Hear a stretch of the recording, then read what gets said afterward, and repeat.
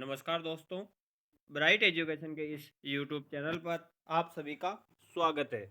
दोस्तों, आप सभी के लिए आरआरबी का फुल नोटिफिकेशन लेकर आए हैं।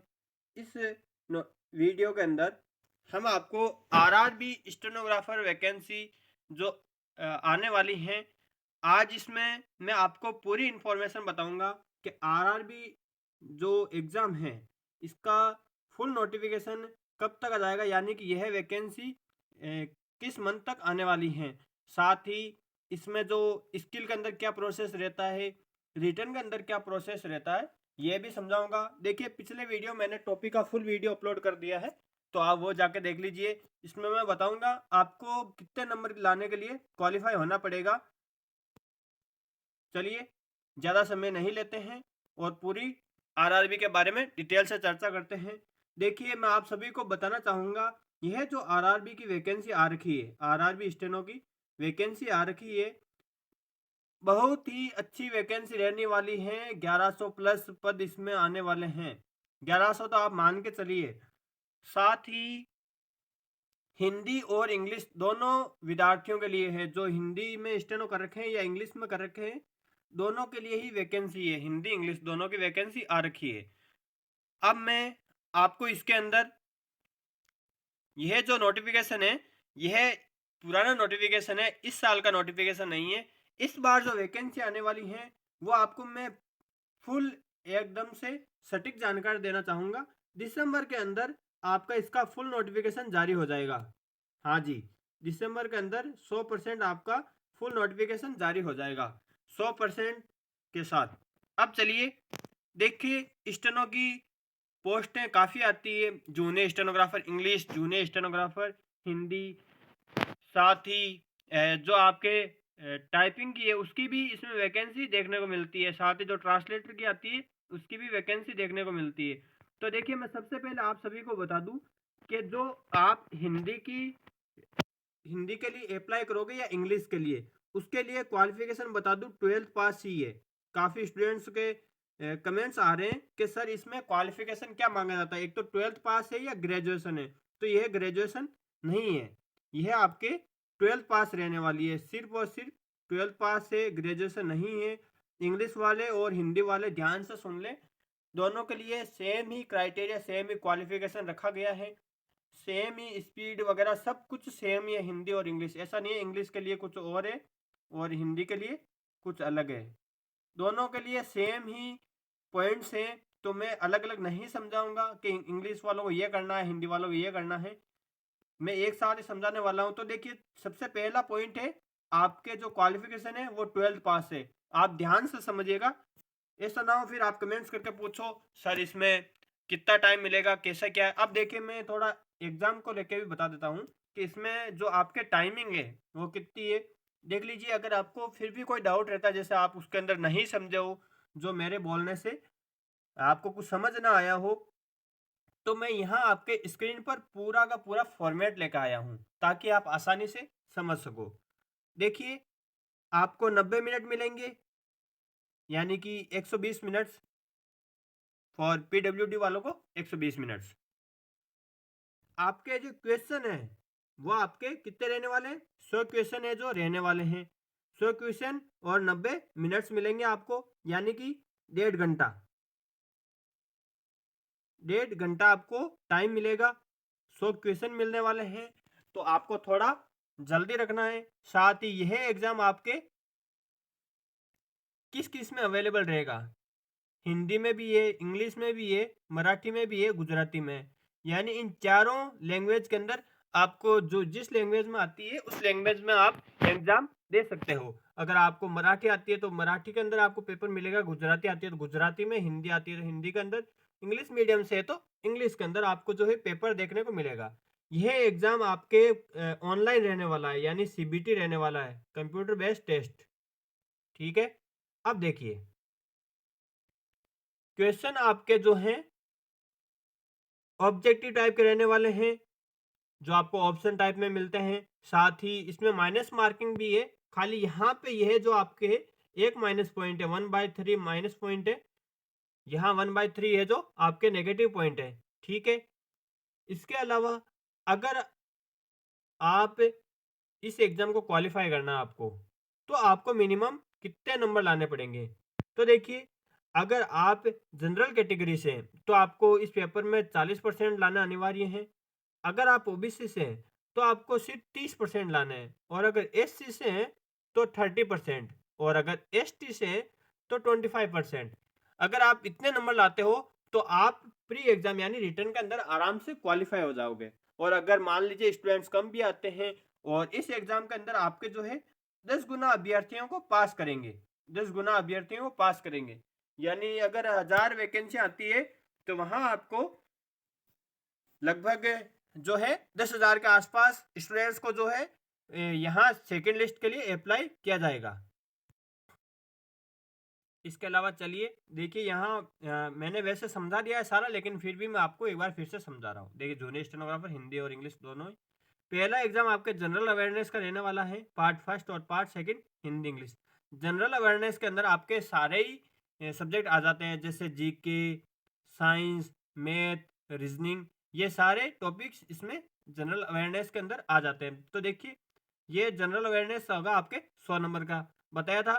साथ ही जो आपके हिंदी इंग्लिश होगी, इसमें से एक लेना है, या तो हिंदी लेनी है या इंग्लिश। अगर आपकी लैंग्वेज हिंदी है, यानी कि आपने स्टेनो हिंदी में कर रखी है, तो आपको हिंदी चूज करना है। और अगर आपने स्टेनो इंग्लिश में सीख रखी है, तो आपको इंग्लिश चूज करना है। देखिए यहाँ पे स्टूडेंट्स का बड़ा डाउट रहता है कि मैंने स्टेनो तो हिंदी में सीख रखी है, लेकिन क्या मैं पेपर इंग्लिश में दे सकता हूँ या दे सकती हूँ? और मैंने जो स्टेनो है वो इंग्लिश में सीख रखी है, लेकिन मुझे हिंदी अच्छी आती है, तो क्या मैं पेपर हिंदी में दे सकता हूँ या दे सकती हूँ?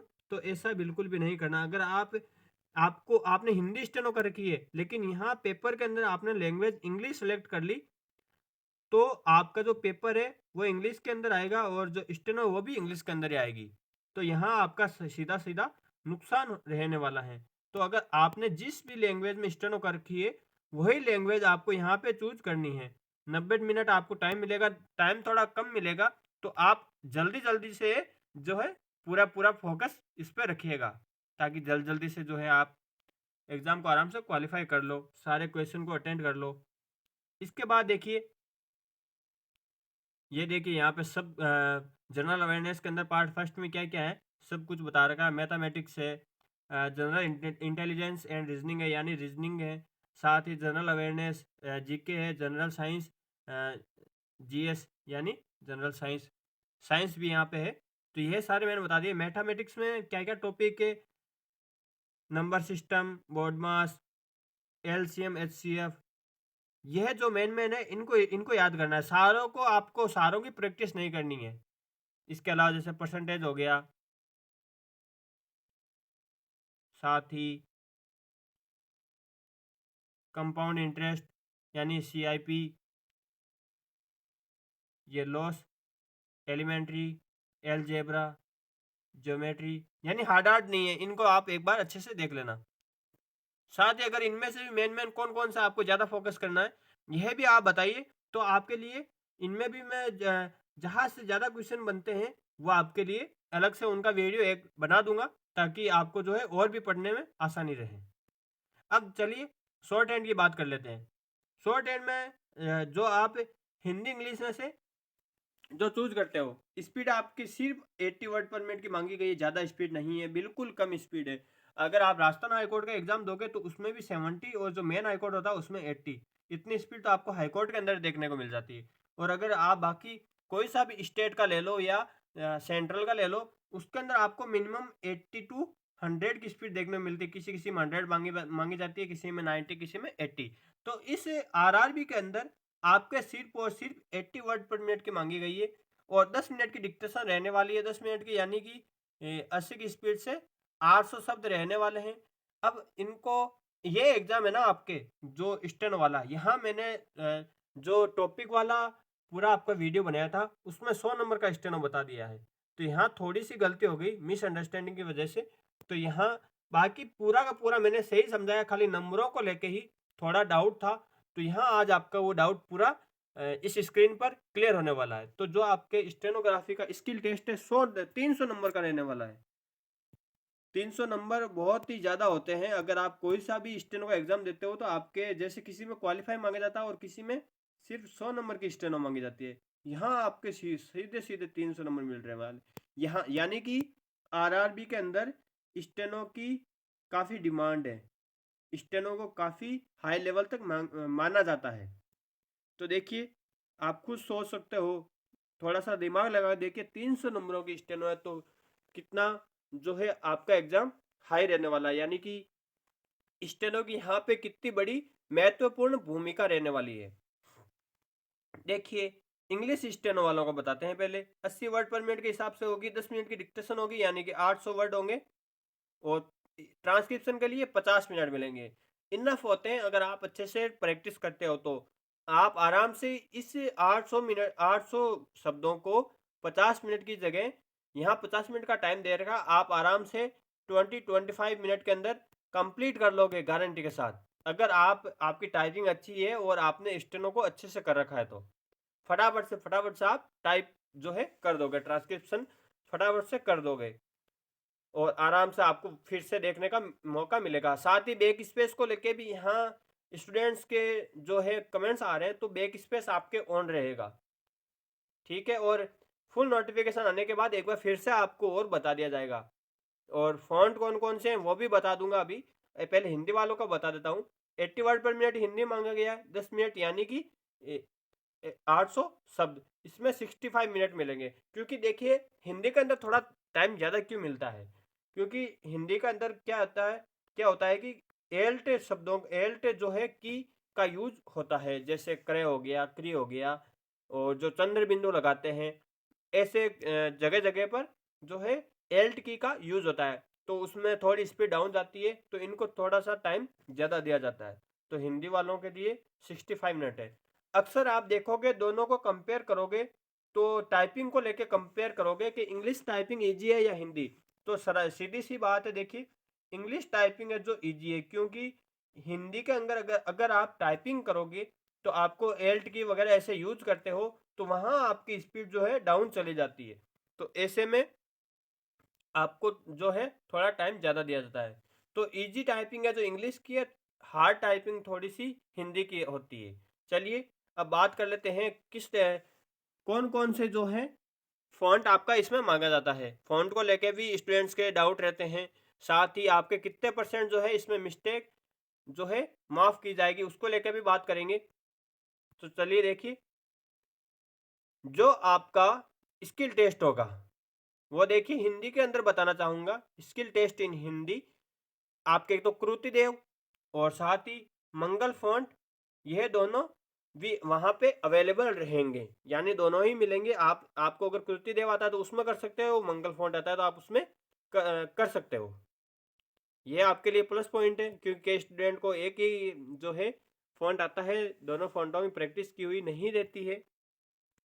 देखिए, आपके फुल मिस्टेक और हाफ मिस्टेक, इन दोनों की जो है आपके नंबर काटे जाएंगे। अगर आपको नहीं पता फुल मिस्टेक क्या क्या होती है और हाफ मिस्टेक क्या क्या होती है, तो इसका भी मैं स्टेनो के बारे में एक फुल वीडियो बना दूंगा कि स्टेनो में आपको आरआरबी के अंदर स्टेनो की प्रैक्टिस किस प्रकार से करनी है, किस प्रकार से इसमें आपकी गलती के नंबर काटे जाते हैं। अगर आपको नहीं पता आरआरबी में स्किल किस प्रकार का होता है, तो इसमें अगर मैं समझाऊंगा तो थोड़ा वीडियो लंबा हो जाएगा, आप बोरिंग से होने लगोगे। तो अगर आपको आरआरबी की स्किल के बारे में पूरी जानकारी चाहिए, आरआरबी स्किल यानी आरआरबी में स्टेनो का एग्जाम किस प्रकार से होता है, इसकी पूरी जानकारी चाहिए, तो आप कमेंट्स करिए ज़्यादा से ज़्यादा। तो मैं आपके लिए आरआरबी का स्टेनो का फुल जो है फॉर्मेट बना के आपको अवेलेबल करवा दूंगा कि स्किल में अंदर आपको फुल मिस्टेक में कैसे नंबर काटे जाते हैं और हाफ मिस्टेक कौन कौन से होते हैं जिनके नंबर आपके काटे जाते हैं।